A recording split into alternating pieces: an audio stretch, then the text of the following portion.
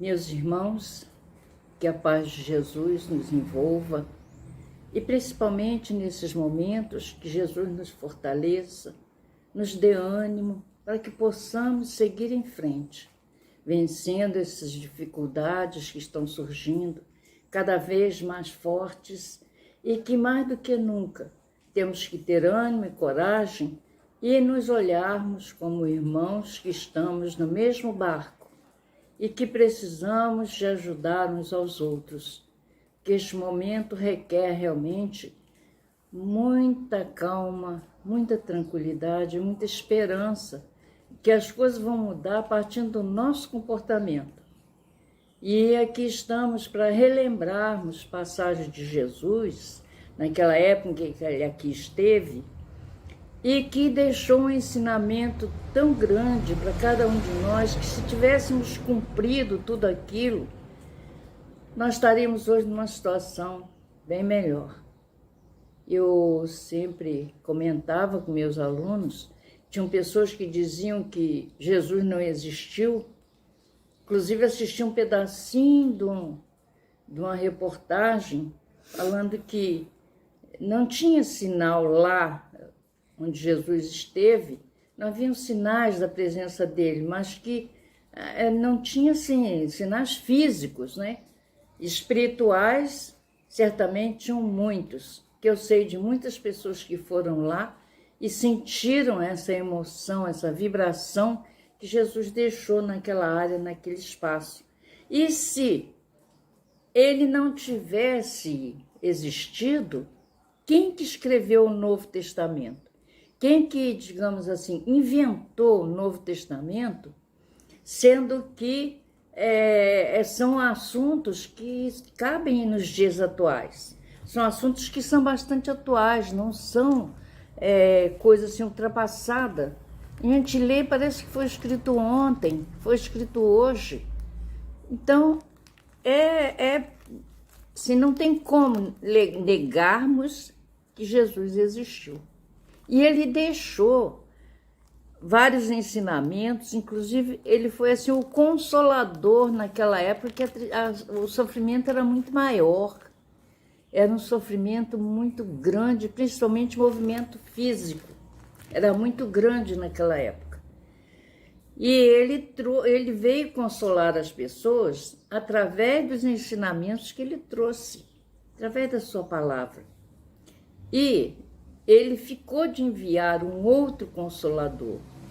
Por quê? Ele já tinha vindo, ele é o Espírito mais perfeito que Deus enviou à Terra para nos servir de guia e modelo.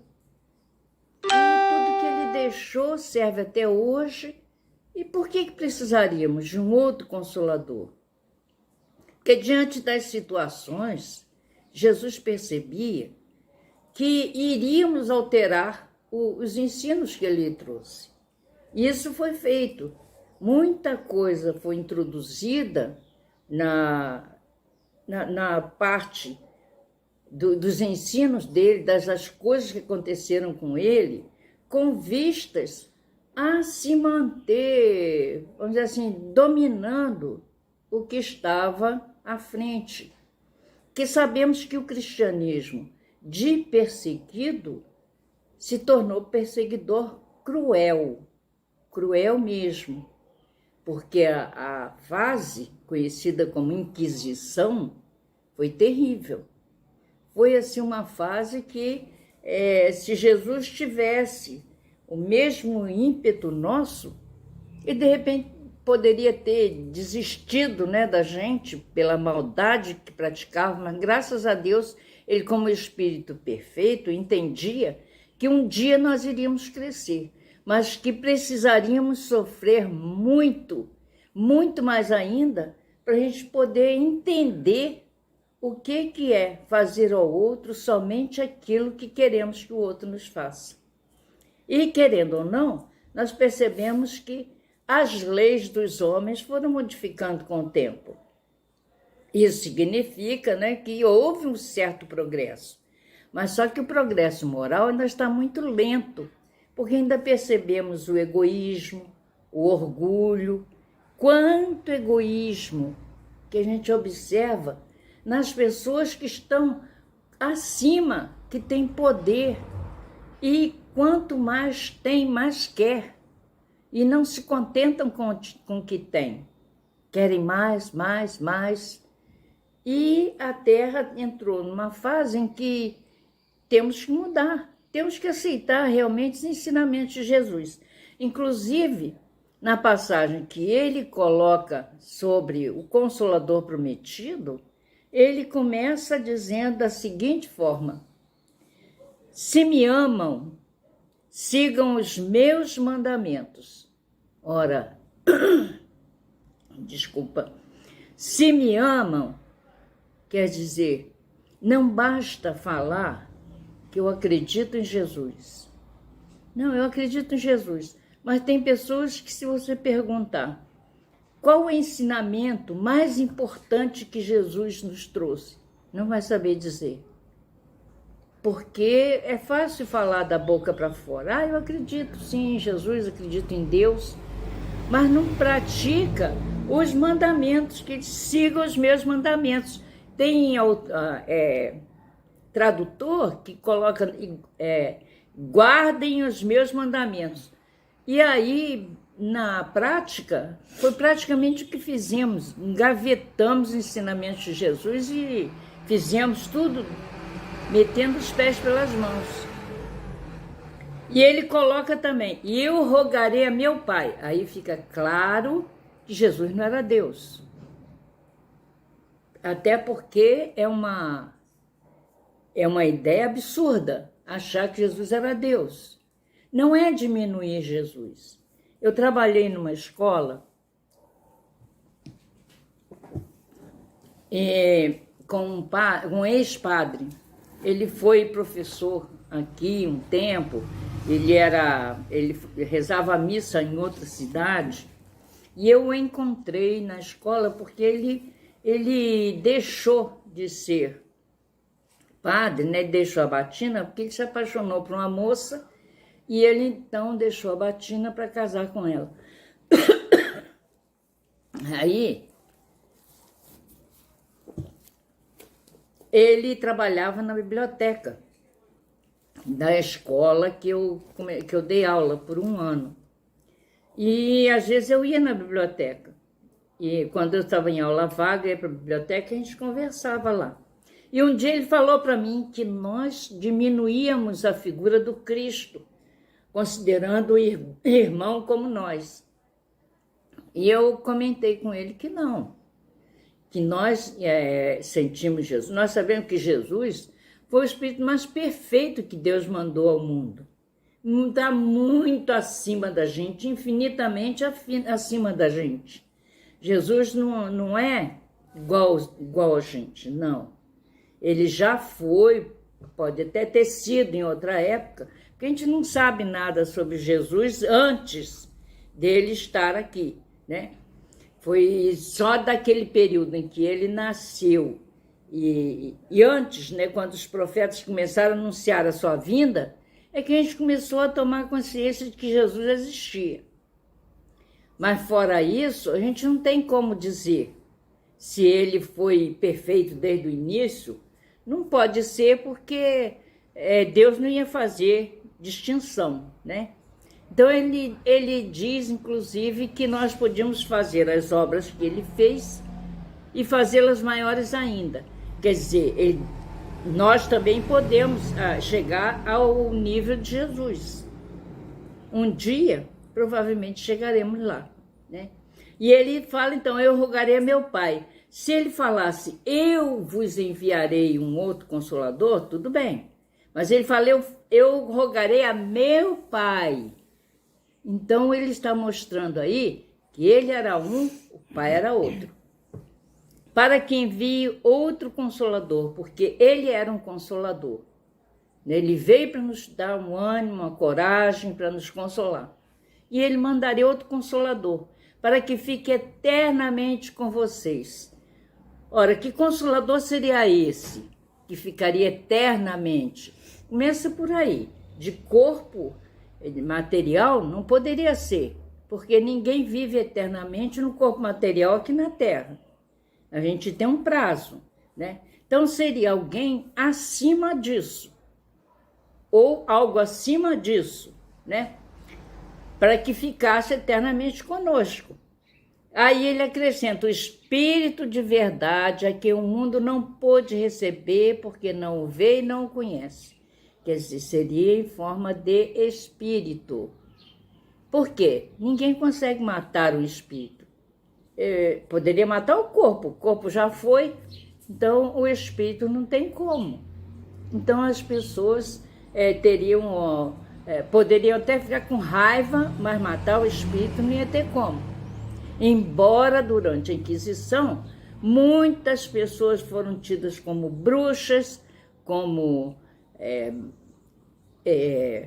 pessoas que não acreditavam em nada e iam parar na fogueira da Inquisição. Mas matavam o corpo, o espírito não. O espírito permanecia. E o mundo naquela época não pôde receber porque não entendia. Muitos, e a divulgação também era pequena. Hoje, a divulgação é muito maior, né? A gente consegue daqui comunicar com o outro longe rapidinho, mas naquela época não tinha isso. Não havia essa troca de correspondência por carta, não era tão fácil assim, e nem todo mundo sabia escrever. Então, as pessoas, muitos não o conheceram. Alguns ouviram falar de Jesus, mas quando chegaram até a cidade onde souberam assim, que ali Jesus tinha passado, chegaram lá e já tinha sido crucificado.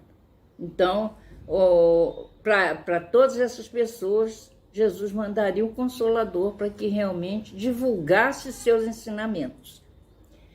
Mas todos os conhecerão, porque ele estará sempre ao lado dos homens.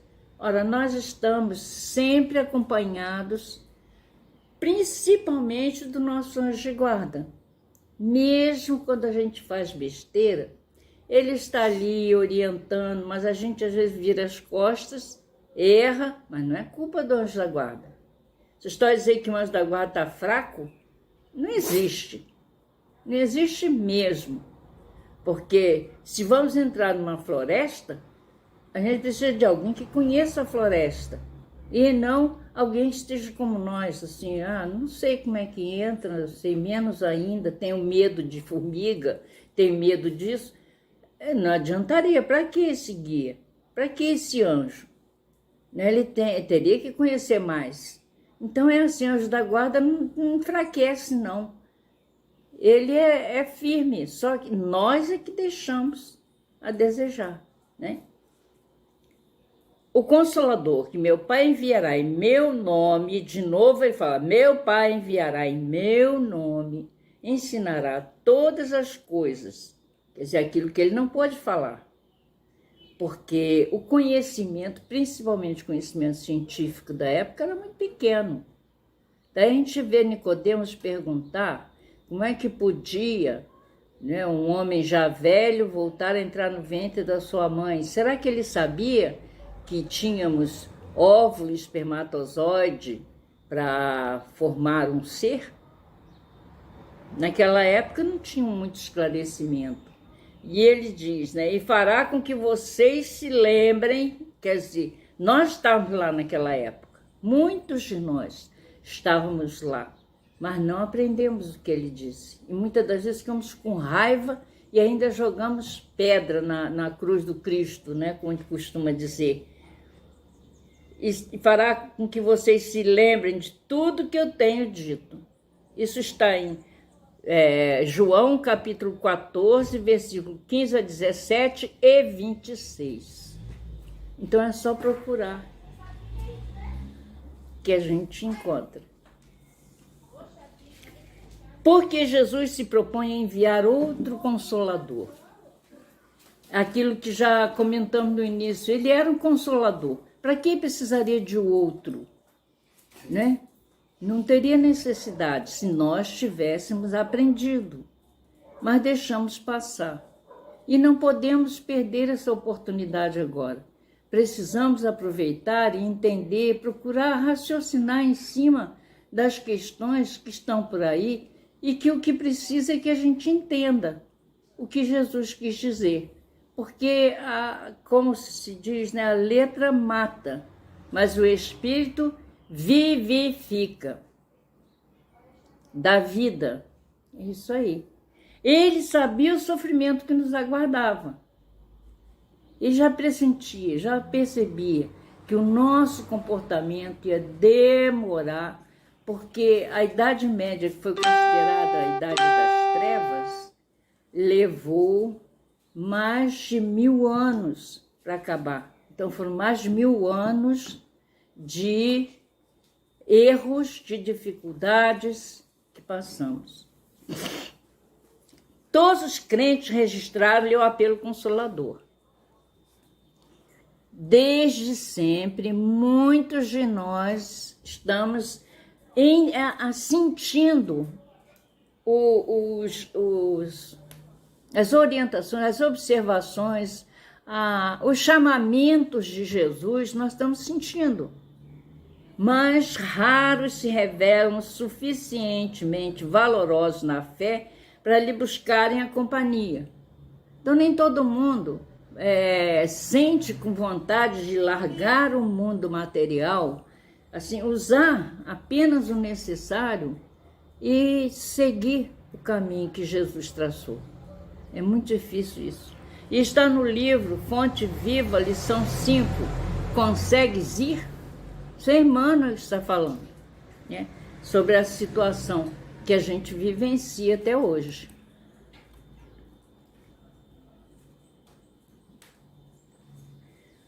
Por que o Evangelho não nos fala das alegrias da vida humana? Por quê? Por que Jesus não pregou sobre, é muito bom viver na Terra, é muito bom, a Terra é maravilhosa, e a vida é muito boa, vamos aproveitar a vida? Não era essa o compromisso de Jesus conosco. É igual a professora na escola. Ela pode incentivar os alunos a vencerem as dificuldades, mas nunca vai dizer que tudo é muito fácil, que tudo é muito tranquilo, que todo mundo já está com nota para passar. Não é nada disso. Então, Jesus, mais do que nunca, um pedagogo por excelência, não ia prometer uma coisa que não ia acontecer. Não ia dizer que se a gente fosse mais rico, rico materialmente, que a gente ficaria feliz. É preciso que a gente entenda que a nossa vida verdadeira é a vida espiritual, não é a vida material. A vida material é um empréstimo que Deus nos faz para que a gente tenha uma oportunidade de crescimento. Agora, quem valoriza mais a vida material fica realmente com dificuldades, porque o nosso mundo verdadeiro é o mundo espiritual. E no livro Consolador, na questão 242, Emmanuel coloca o seguinte: o Evangelho não podia trazer os cenários do rio mascarado do mundo, do riso mascarado do mundo. Realmente, que alegria do mundo não está por trás, não tem por trás, né?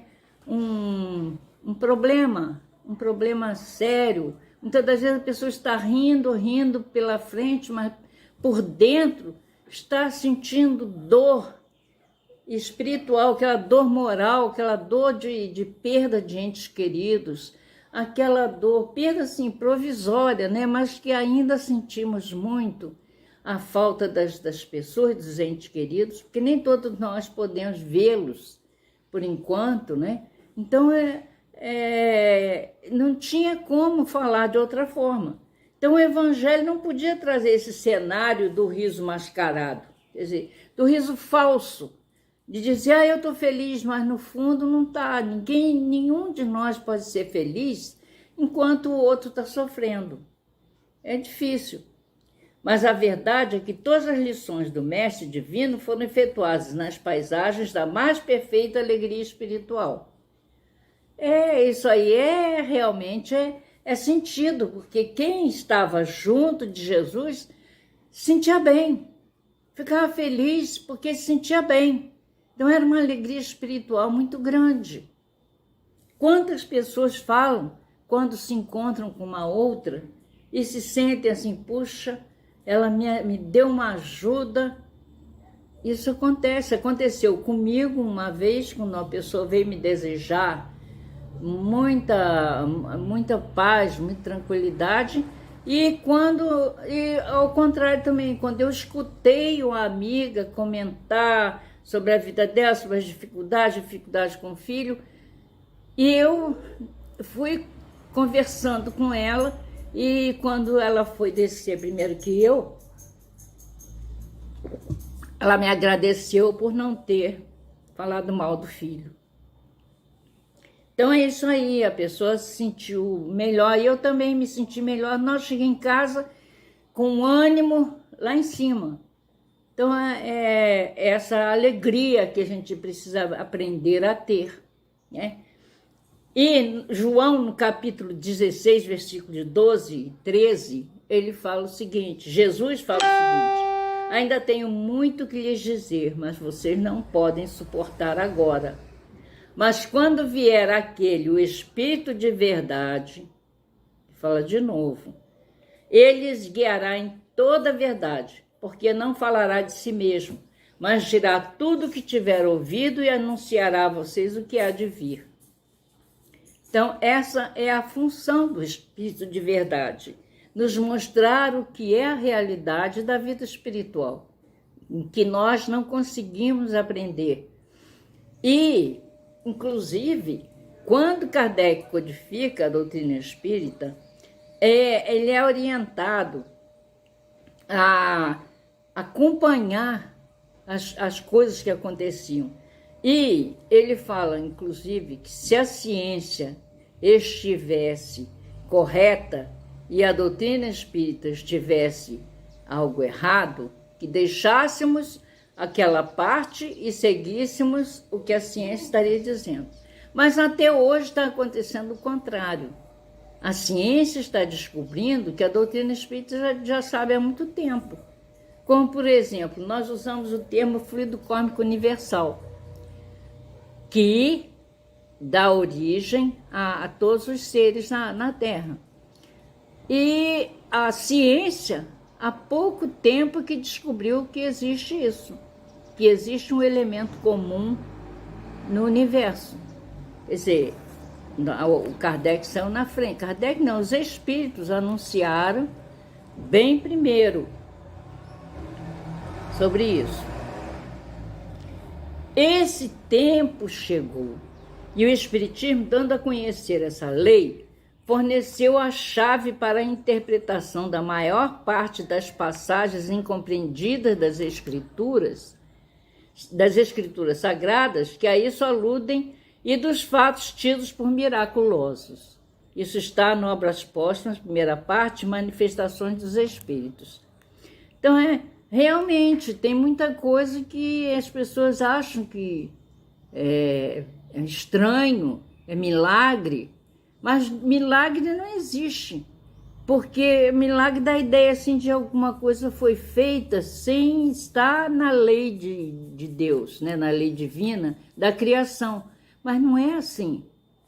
Jesus, se ele conseguiu, por exemplo, né, restituir uma mão mirrada, que a mão mirrada a gente entende que é aquela mão que nasceu defeituosa, nasceu pequenininha, não sei, e Jesus fez ela ficar igual a outra.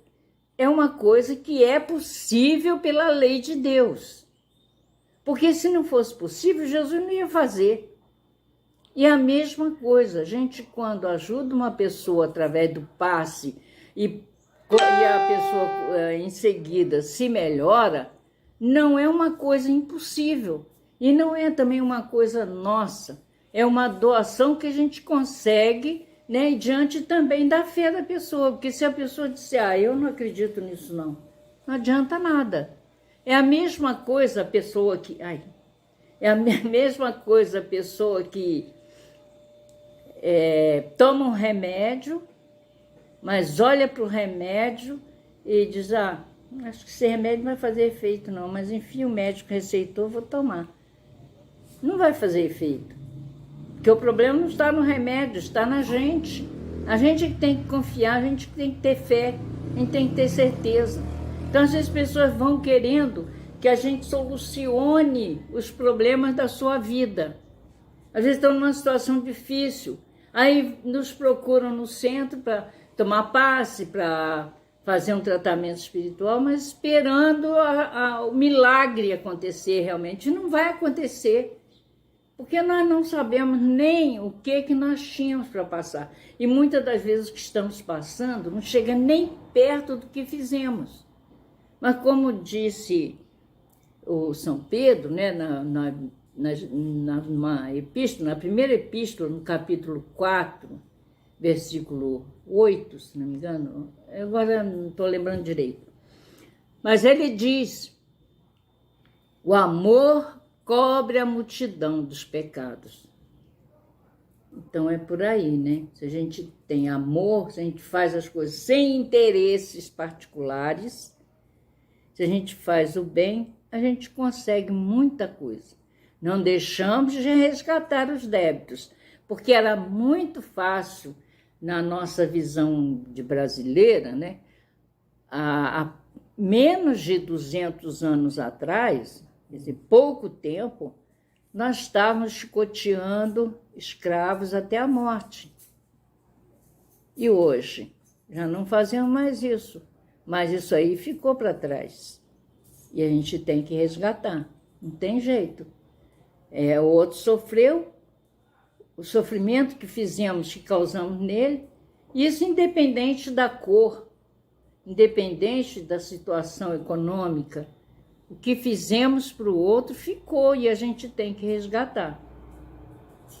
Uma das razões que tem prevalecido está no livro Rumos Doutrinários, de Indalício Mendes.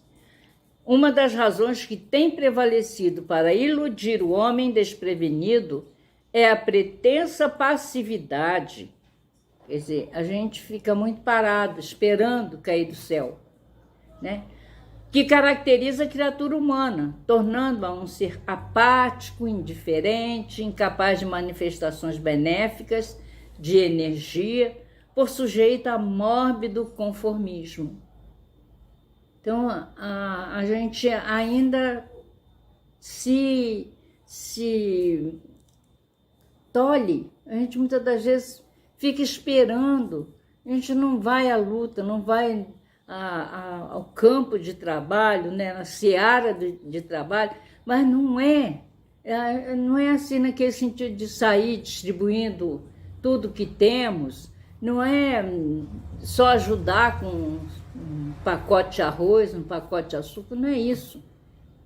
É a gente mudar nosso comportamento. Como é que eu sou dentro de casa? Com aqueles que convivem comigo diariamente, aquele tempo todo, como é que eu sou? Eu sou tolerante? Sou compreensiva? Sou paciente? Perdoo com facilidade?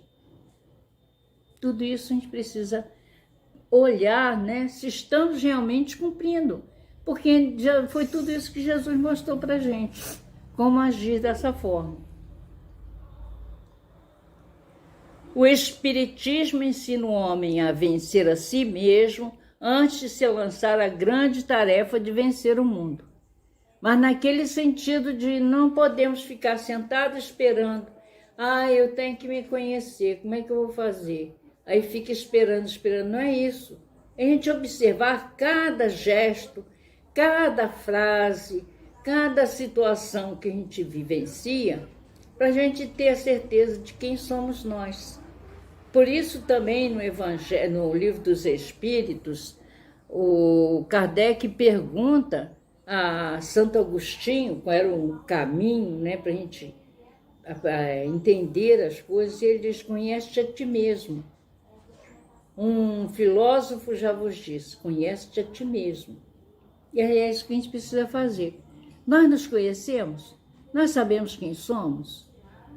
Às vezes a gente age de uma maneira inesperada. Eu me lembro de uma tia que uma vez, na casa dela, um quarto que eles tinham pegou fogo. E naquela época era difícil as coisas, né? Uma família grande, com muitos filhos, e ela comentando, né, sobre esse incêndio que surgiu de um curto-circuito e que ela tinha uma televisão lá nesse quarto. E ela entrou no quarto e conseguiu sair com a televisão no colo, para não perder, né? E ela depois comentou conosco que ela não sabia aonde ela encontrou forças para fazer o que ela fez, que ela achava que isso nunca iria acontecer com ela.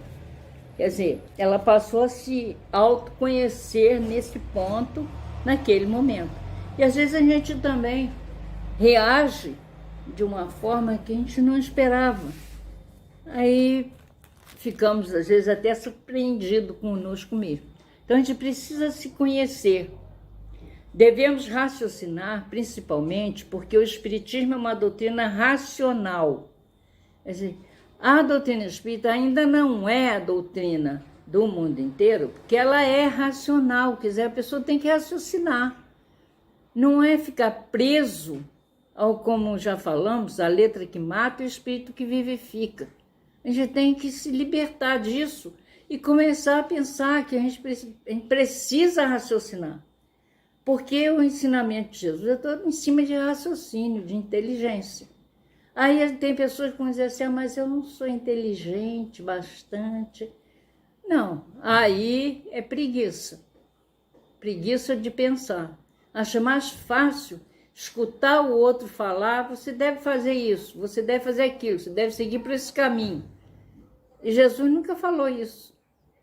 Ele, quando trazem a mulher adúltera para ele não fala condena, não condena, é culpada, é inocente. Não. Ele não fala nada, as pessoas ficam perguntando, e aí? O que ele fala? Aquele que estiver sem pecado, atire a primeira pedra. Cada um deles teve que raciocinar, pensar. Eu estou livre de pecado? Eu posso tirar a primeira pedra? E aí, o que acontece? Um por um, começando pelos mais velhos, que deviam ser os mais compromissados, foram largando a pedra e indo embora. No meio deles, quem garante que não estava também o adúltero, que ninguém falou nele, né? É isso aí. Principalmente porque o Espiritismo é uma doutrina racional, onde a inteligência, a reflexão e o discernimento andam sempre juntos. Então, a gente tem que refletir, discernir, usar da inteligência para a gente chegar a um consenso, porque não dá para ser assim, de momento. Isso também é do Idalício Mendes. No Evangelho segundo o Espiritismo, capítulo 6, item 4, traz o seguinte: vem finalmente trazer o Espiritismo, né? Vem finalmente trazer a consolação suprema aos deserdados da terra e a todos aqueles que sofrem, fornecendo uma causa justa e um objetivo útil a todas as dores. Ora, nós viemos, né, de passados difíceis. Eu confesso que eu não tenho coragem de ficar olhando meu passado assim, porque eu sei que eu vou me sentir mal de coisas mais que eu já fiz no passado. E muitos de nós, que passado terrível nós tivemos, e estamos tendo a oportunidade de resgatá-los agora. Então a vida da gente nem sempre é aquele mar de rosas, nunca é um mar de rosas. Tem pessoas que não têm grandes sofrimentos, mas sofrem com as dores dos outros, porque isso é normal. É o faça ao outro aquilo que gostaria que o outro lhe fizesse. Então tá aí esses ensinamentos que vêm nos dar ânimo e coragem para a gente superar as dificuldades. Fará com que o homem se lembre dos verdadeiros princípios da lei de Deus e trará consolação, pela fé e pela esperança. E aí, Deus não ia colocar a gente para, tipo assim, fazer experiência. Ah, você vai sofrer, você não. Você vai ser rico, você vai ser miserável, você vai passar fome. Você vai ter tudo que você quiser comprar. Você vai fazer isso, vai fazer aquilo. Não, não é por aí. Ele criou uma lei. E a lei diz que o que eu fizer para o outro é o que eu quero que o outro faça para mim. E se eu maltratei o outro, eu estou dizendo para Deus que eu quero que o outro me trate mal também. Porque senão vai ficar complicado. Deus não criou tribunal de justiça para nos julgar. Não criou, não. É a nossa consciência. Então tem pessoas que às vezes matam a outra e some, ninguém descobre quem foi o autor do assassinato. E fica. Aí esse indivíduo vai ficar livre? Não, ele vai ficar livre na no Gênesis, corpo, mas vai trazer na consciência da revelação o crime espírita, que cometeu. Kardec coloca, pelo porque a nossa espiritismo, o homem consciência sabe de onde vem, para onde vai, porque está na terra, porque sofre temporariamente e vê por toda parte a justiça de Deus. Então é por aí, o espiritismo nos ensina que nós viemos do plano espiritual da parte de Deus, né? É para onde nós vamos quando encerrarmos a nossa tarefa aqui na Terra, porque o nosso mundo verdadeiramente é um mundo espiritual. No Espiritismo, esse já é do Livro dos Médiuns, capítulo 3, o método. No Espiritismo, a questão dos espíritos é secundária e consecutiva. Não é ponto de partida. Quer dizer, o espírito não nasce quando nasce o feto, não é por aí, ele já existe.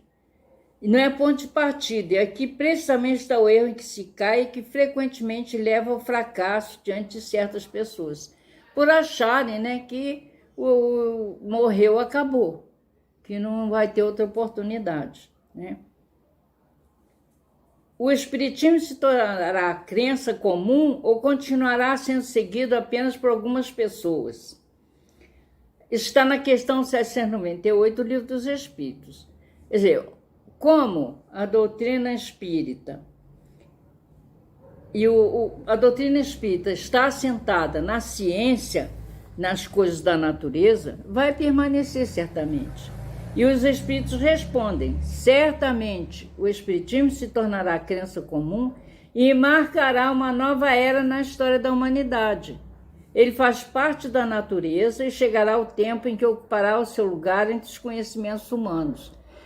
Na minha visão, um dia vai desaparecer esse termo religião para que todos nós estejamos cumprindo o que está no cristianismo, o que Jesus ensinou. Então nós vamos estar cumprindo e aí não vai ter necessidade de ter diferença de religião, que estaremos todo mundo igualados. Então é por aí. Agora, para refletirmos, então um momento assim da gente parar para refletir.